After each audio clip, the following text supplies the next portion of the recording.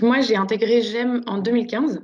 Ma première volonté, c'était surtout de partir à l'étranger. Donc, j'ai un peu orienté mon parcours à l'origine sur des expériences à l'étranger. Je suis partie donc à Shanghai en échange. J'ai pu faire le transcontinental à New York et j'ai réalisé un échange au Canada. Donc, ça fait que j'ai un master en management pas extrêmement spécialisé. Donc, j'ai pas, par exemple, fait un master en finance spécifique. Et le fil conducteur, en fait, de mes expériences, c'était ma volonté de d'abord découvrir et après agir sur quels sont aujourd'hui les dysfonctionnements du système et comment on peut réussir à utiliser les outils qu'on nous apprend à l'école. Donc, j'ai réalisé 3 stages au cours de ma scolarité. Un premier stage, donc j'ai Amundi en RSE, donc premier asset manager français. Ensuite, j'ai réalisé un stage chez BPCE, donc les banques populaires et les caisses d'épargne, à la direction du développement durable. Et ce qui m'a amené donc à réaliser mon dernier stage de fin d'études chez Exane BNP Paribas, donc le broker de la BNP, en equity research, sur spécifiquement les thématiques d'investissement responsable. C'est 3 métiers qui étaient un peu différents, mais qui m'ont quand même orienté vers l'analyse ESG, donc qui est ce que je réalise aujourd'hui chez Mirova. Mirova, c'est une filiale de Natixis Investment Manager. Donc, c'est une société de gestion qui est spécialisée dans l'investissement responsable. Leur métier, c'est de gérer des actifs. Donc, le terme, c'est gérer des actifs pour le compte de tiers. Donc, les tiers, c'est ce qu'on appelle des asset owners. Donc, ça va être tous ceux qui détiennent le capital. Donc, c'est du coup les grandes compagnies dans leur épargne salariale. Ça va être les compagnies d'assurance. Ça peut être aussi des grandes banques ou des grands investisseurs institutionnels qui payent Mirova pour gérer les fonds à sa place parce que c'est pas son cœur de métier que de gérer ces fonds-là. Et en fait, donc, il va donner des contraintes à Mirova en disant, bah, je sais pas, moi, je vous donne, vous avez pour manager X millions d'euros, mais du coup, je voudrais tant de rentabilité, je voudrais que ça soit géré de façon, je sais pas, à ce que ce soit sur du très long terme, sur du terme un peu moins long. Je voudrais que ce soit spécifiquement orienté vers des problématiques environnementales parce que c'est quelque chose qui est hyper cohérent avec ce que je fais aujourd'hui. Et en fait, du coup, après Mirova, c'est prendre ces contraintes-là, ajouter les contraintes qu'on s'ajoute un peu en se disant, nous, on veut que toutes les entreprises, quelles qu'elles soient, dans lesquelles on investit, elles répondent à nos critères de performance environnementale et sociale. On a différentes stratégies d'investissement responsable qui sont plus ou moins engagées, donc avec ce qui va être le plus facilement intégré par les structures les plus traditionnelles et les plus grosses, on va dire. C'est ce qu'on appelle l'intégration ESG. Et c'est la prise en compte de critères environnementaux, sociaux et de gouvernance dans les décisions d'investissement. Mais c'est la prise en compte de ces critères, elle se base sur une matérialité financière, c'est-à-dire qu'on va s'intéresser uniquement aux problématiques environnementales, par exemple, qui vont avoir un impact négatif sur la profitabilité de l'entreprise. Donc, typiquement, ce qui est très facilement compréhensible, c'est les risques physiques. Donc, voilà, si on prend en compte les tremblements de terre, on se rend très facilement compte que ça va avoir un impact financier. Si on prend la destruction de la biodiversité, c'est pas un critère qui est aujourd'hui très facilement, qu'on peut très facilement lier avec une perte de profitabilité. Donc c'est quelque chose qui est extrêmement important d'un point de vue environnemental, mais qui n'est pas forcément intégré dans les stratégies uniquement d'intégration ESG. C'est peut-être important aussi de préciser que en fonction des acteurs dans lesquels vous allez enfin, oui, dans lesquels vous allez vous projeter, si vous êtes dans un fonds d'investissement, si vous êtes dans une banque, si vous êtes, je sais pas, dans un cabinet de conseil, dans un broker, etc., le métier est vraiment différent. Vous avez aussi au sein de de chaque entité et de chaque entreprise une stratégie, donc des méthodologies et donc un point de vue sur le développement durable et une façon d'appréhender ces sujets-là qui va être différente. Donc, tout ce que je vais dire là, c'est vraiment très spécifique à Mirova. Et donc, le métier que je réalise dans cette entreprise, c'est justement de définir ce qui est investissable ou non sur uniquement ces critères, on aurait dit à l'époque extra-financiers. Une très grosse partie du travail consiste donc à analyser ce qui est publiquement publié par les entreprises, donc que ce soit des rapports RSE, des rapports annuels, des comptes de résultats, voilà, des résultats trimestriels, etc.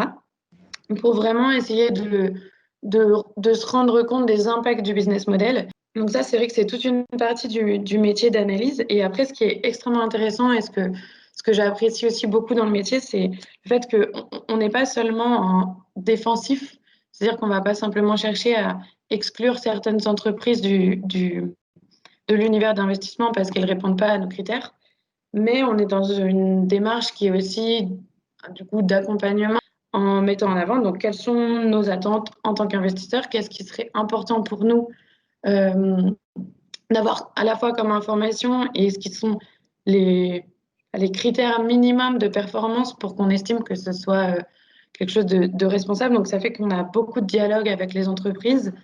Donc ça, c'est toute une partie du métier. Et après, bon, on a aussi d'autres missions qui sont plus l'accompagnement de stratégies de fonds. Donc là, on est plus simplement entreprise par entreprise, secteur par secteur. On peut être aussi amené à travailler sur des stratégies d'investissement.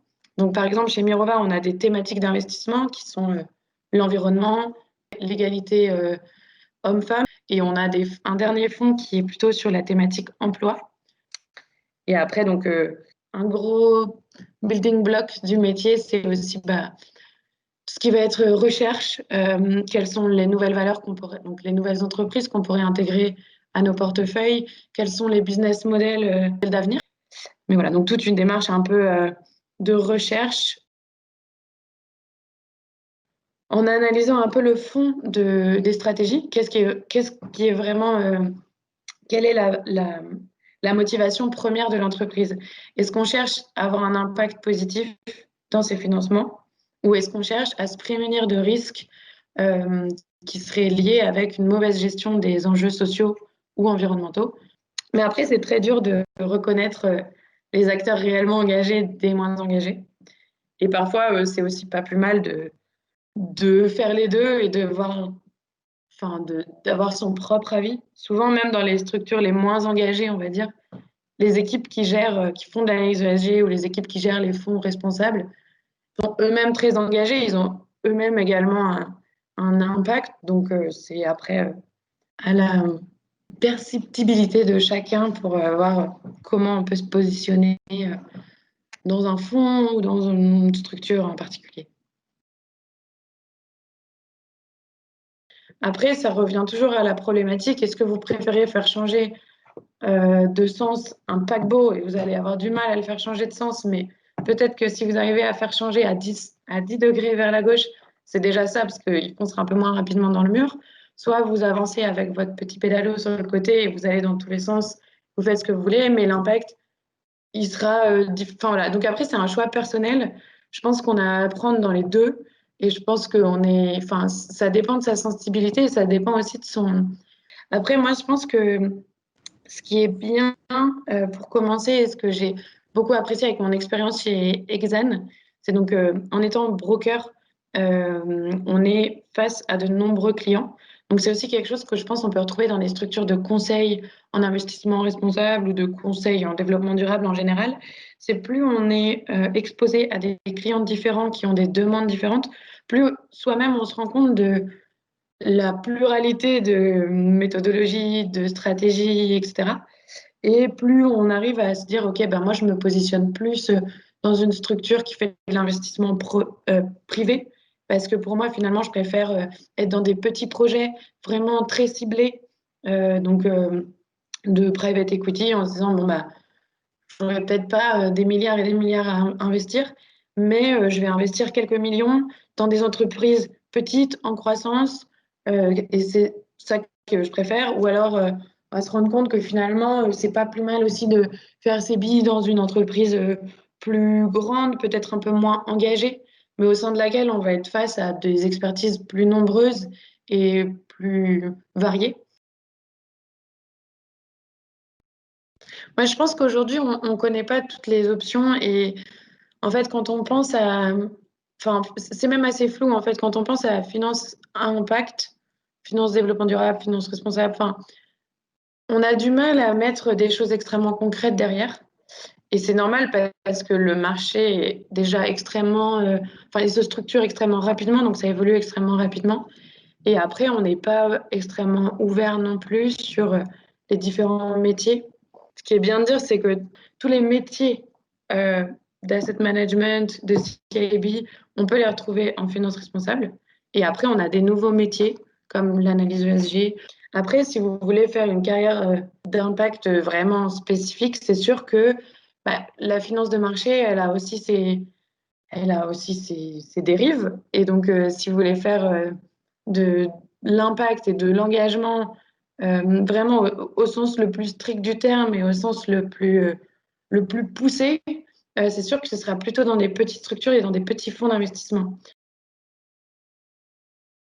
Moi, le conseil que je pourrais donner, c'est, bon, après, voilà, premièrement, regarder donc, tous les médias, rester un peu au clair sur les évolutions du marché et essayer de faire peut-être des stages, mais en début de césure, dans soit des grandes structures qui rassemblent beaucoup de métiers pour apprendre vraiment ben, la pluralité des métiers ou dans des structures assez exposées clients, donc que ce soit du brokerage ou du conseil ou même des agences de notation, pour justement être capable soi-même de prendre des décisions et de se rendre compte de ce qui nous plaît plus ou moins. Parce que ce qu'il faut retenir aussi sur ces carrières-là, c'est que le métier d'analyste ESG, ça n'existait pas il y a 5 ans, et enfin, il y a 10 ans, enfin, c'est très récent. Et je ne suis pas sûre que ça existe encore dans 5-10 ans, en tout cas dans la structure actuelle, enfin, dans la fiche de poste actuelle. Et donc, il faut être prêt à être très agile sur l'évolution de son métier, être aussi agile sur le fait que potentiellement, ce qu'on fait aujourd'hui, c'est amené à être extrêmement différent dans quelques années. Il faut bien sûr que ce soit cohérent, mais le fil conducteur, on finit toujours par le trouver et par le dessiner un peu.